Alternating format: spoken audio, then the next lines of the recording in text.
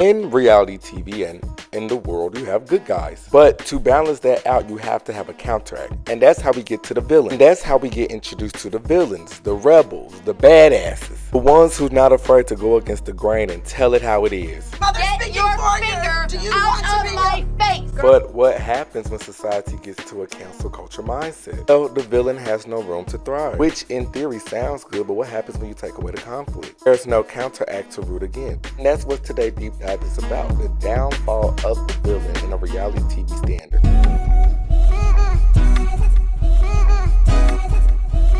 Hey, what's up you guys? Welcome back to my channel, The Unpopular Party, hosted by me, Party Next Short. And today, we are going to be talking about like the downfall of villains in TV shows today. Kind of like a little random think piece that came to my head, but I said, let's talk about it. When you think about reality TV or just TV in general, it's so many dynamics that come into a play. I feel like that certain fun to reality TV is kind of being slowly taken away because everybody wants to be the good guy or everybody want to play along with this everybody gets a trophy type of mindset. And you may be thinking that's problematic, but if you just give me a couple of minutes of your time, I think we can make a good valid talking point. But if this is your first time seeing me, hi, welcome. Make sure you subscribe to this channel, become a party goer. Shout out to all my party goers out there. Like this video, share this video, interact with this video, and become a party goer. I'm at 60K of y'all little badasses. Let's keep the party going. All right, y'all, without further ado, let's just come straight into my thoughts.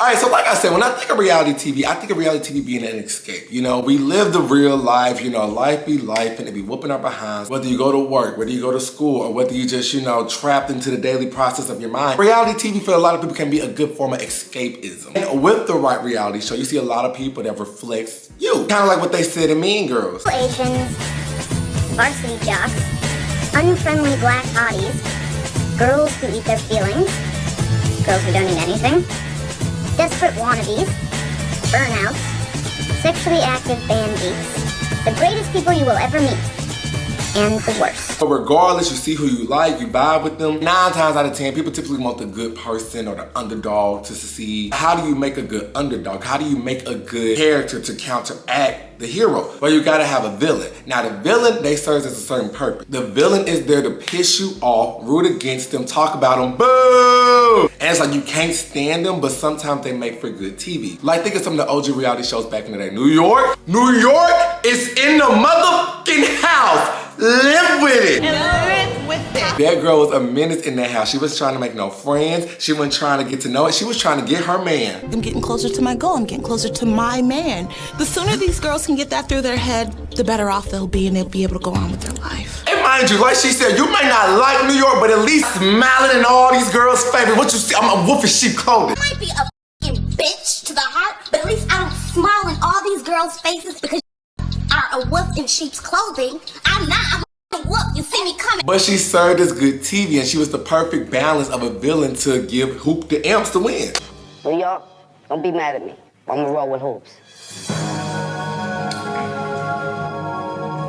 She has so many iconic one-liners, like, you know, you couldn't stand her, but she made good TV. That's why she lasted for so many, you know, brought back for a season 2. New York looking for love. New York goes to Hollywood. New York goes to work. And it's one of those things you may not like her, but I have to stand. Another OG villain I remember from back in the day. I don't know if you remember, but Megan from Rock of Love. Oh, them girls couldn't stand Miss Megan. Let me tell you the story of Megan. Megan was a tall, blonde, but she wasn't stupid. She may have played the little ditzy role, but she was very calculated. Now, although I didn't watch much of Rock of Love, I know for one thing, I did watch I Love Money. And Megan, baby, she was so on it. Like pulling strings behind the scenes. Nobody could stand this girl, but when she's on the block to get eliminated, she did not get eliminated. And then not only that, she created this all-girls alliance between the 4 people in the house nobody could imagine being paired with. They deemed the weakest. It was Megan, Brandy, Pumpkin, and Toasty. And them girls was running the house. So much so she didn't even get eliminated. She just self-quit. I feel like I have no chance against Stallioners, so I came up with this great plan to stay in this game. The 4 of us all be our own alliance, eventually. So Pumpkins go with that? Ooh, a secret 4-woman alliance. Sounds kind of kinky. They're not gonna protect us. They're never gonna protect you. Which is why you have to get rid of one of them. Goodbye, Chan. Although it seems like it's gonna be impossible to convince Entertainer to get rid of Heather, it's really our only hope. I don't want you to cry. Unfortunately, Heather. I had a great time. I really had it, but it's time for me to go. I did it again. I convinced people that had no idea what they wanted to do. It's doing what I want them to do. Now this is your jury. I look over at them all sitting on the couch and I realize that I have had a part in every one of their eliminations and that It's all coming back to haunt me. Actually, I quit the game.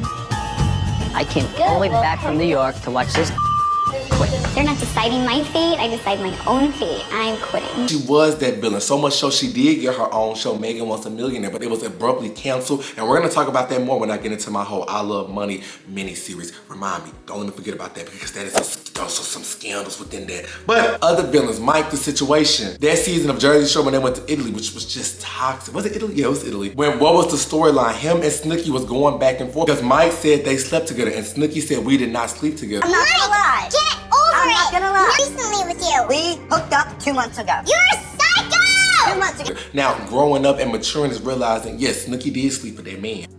Snooki did sleep with that man. You know, Snooki didn't want that secret out because, you know, she had just got with Gianni. And that was her end game, and finding out that she cheated on Gianni, but it wasn't gonna work out, but she slept with that man. But provide storyline. And that's not just a reality TV thing, that goes back to just the arts. I don't know if you ever studied theater, but in order for a plot to work, it has to have conflict involved in somehow. You can't have a storyline without no conflict. If it's a storyline with no conflict, it's gonna be boring, unfortunately. And I'm not always saying the villain has to always be likable, because there is certain instances where the villain, they get that just due. If you watch Big Brother, you probably know which season will have you let out alone, and that's season 15. That's the season where I saw the most racial dynamic at play. You know, we gotta talk on the low, because I don't want YouTube, they will censor this and they will, you know, remove this. But that was the season where I saw a lot of the microaggression, the regular aggression, and the undertone, and the blatant disrespect. The most, what's the contestant name? Aaron. Aaron would say a lot of slick stuff all season, and especially with one of the house guests named Candace. Candace was a black woman on that show. Aaron taunted her, what you gonna do, girl? You know, the most stereotypical thing she could do. I think Candace is already in the dark side because she's already dark, so. Be careful what you say in the dark, might not be able to see.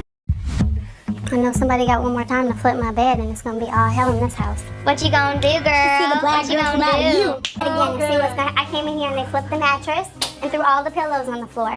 So do it again, Erin. What you gonna do, girl? What you gonna do, class, girl? Where's your class? So eventually Erin did get evicted, and she thought she was doing all these cheers. No, she got booed. And then Julie got up in there. Please have a seat, put your bag down. I have said some things that have been taken completely out of context and wrong, and I do not mean to ever come off racist.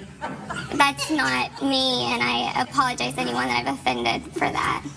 So when you say the intention was not to hurt anyone, let me just read back a few of the things you said.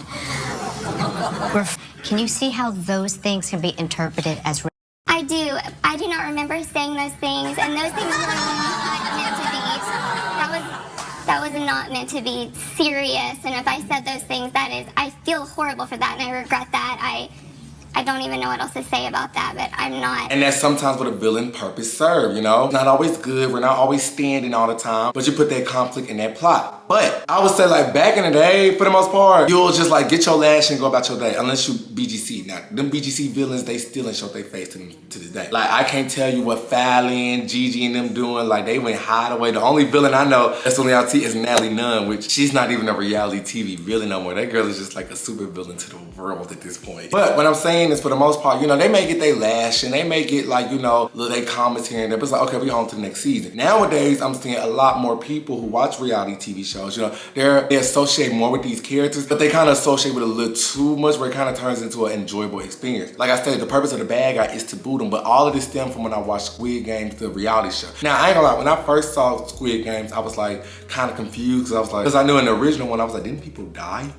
Fun fact, I actually got an email when it was, I swear, put on everything if I can find it. I actually got an email saying like, hey Malik, apply for Squid Games. It's this new show coming out. And my friend was like, apply. I said, no, like, I don't know what they about to know. They ain't gonna get me. But that's another story of reality shows I was offered to be on. Oh, baby. Anyways, I'm watching Squid Games, the reality show, but I've noticed like nowadays, is strategy even still a thing? I'm not gonna lie, what really prompted me to watch it was I was seeing the backlash on Twitter at the time and how they was talking about all these contestants. And I watched, I'm like, well, what do they do? doing? You can't even strategize. Gameplay is now being thrown under the umbrella of, oh, you were gaslighting. Strategy is now thrown under the realms of manipulation. It's just like, well, yeah, that's the point of the game. Some people play to win. I think if this was Squid Game, they was competing for what? $435 million? This is a $4.56 million game. We on this show competing for an Illuminati check. Yes, I'm finna do all that because only one person can get that. And I feel like people forget with Squid Games, like I stated earlier, people die. So only one person can come out and get this money. It's no team. We can build alliances. We can build strategies to help me get further. At the end of this game, we all can't get there. Hey, if it's an opportunity where it can push me a little further to get that money,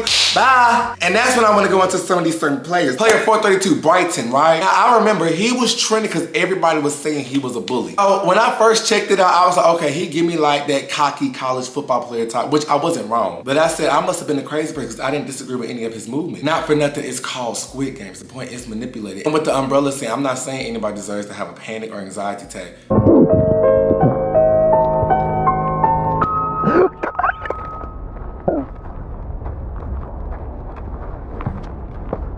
That's unfortunate, but this is what you signed up for. It's Squid Game. You see, that's why my self nigga on there. But it's like a thing, listen, we got 5 minutes to decide what shape we want to get. And I'm trying to get whatever shape that is the easiest. And I'm trying to get whatever shape is the easiest for me, and I guess them people on my team, but I'm trying to get the easiest one. So you got 5 minutes, fight or flight. I'm gonna say whatever I gotta say to get you to get that umbrella. And guess what? He picked that umbrella. I would have been right there. No, cause you said you would've got the umbrella and you told him you going back on your word. I would've felt bad, but that's the game. Also with Brighton and some of his other statements, like, I get it. You know, he was telling that girl, stop crying. Oh my God, she's out there bawling, crying. For what? Control your emotions. This is not a game of sympathy at all. Like, I get it, tears ain't got no place here, but you know, everybody ain't got the same mindset as you, and that's just in the real world. I will say that. It's not an emotional game, but I wouldn't just say it out loud. I will say with him, his ego got the best of him the whole time, but what I say, you know, he's a bully, no. An asshole, yes. He had the right one with that, you called me frat boy one more time. You little frat boy, come here. Let me tell you something. Come on, let's go. There we go.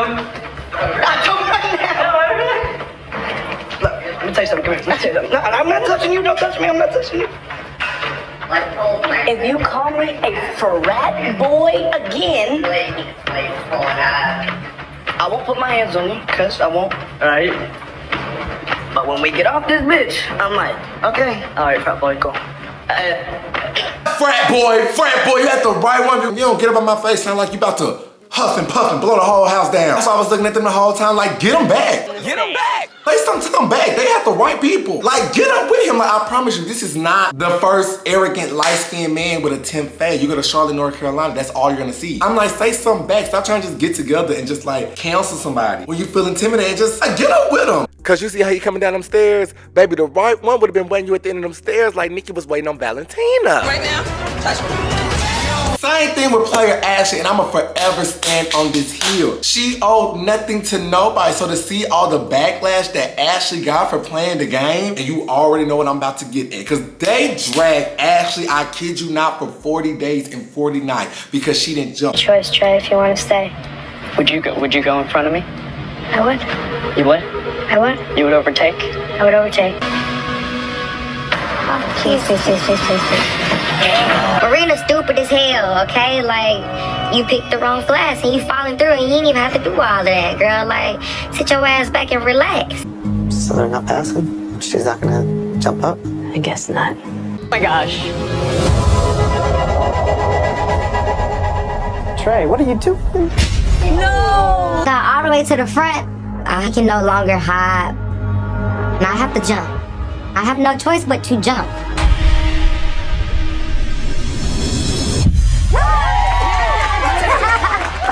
Take it. One of y'all must pass me up. I'll go now. I'll go. I ain't hopping down this whole goddamn bridge. Let me explain this to you, okay? Okay, let me clarify because I explained it wrong. She pulled the 5, meaning she was not supposed to really get across that bridge. It's not like she pulled a 17 and she was in the back chilling. Her pulling the 5, she was more at risk to be the guinea pig and try this theory, because they had this theory where everybody was supposed to at least take one risk jump and help foster out, but that's more of a risk for me because I'm up in the front crowd, okay? It's not like I'm in the back. So with her pulling the foul, she was not supposed to get across, but guess what she did? And the way she did it, she had to listen, she had to play the game. I'm not jumping, that boy jumped. But if y'all dumb enough to actually see me make that little baby jump that was already playing, and then y'all still overtake, whose fault is that? All of a sudden, we want to come up with this plan to ensure everybody make it to the other side. I ain't agree to that. The plan was everybody make a sacrificial jump. So that's an even playing field. Sounds good for the people in the front, but if it's not benefiting me, why would I go?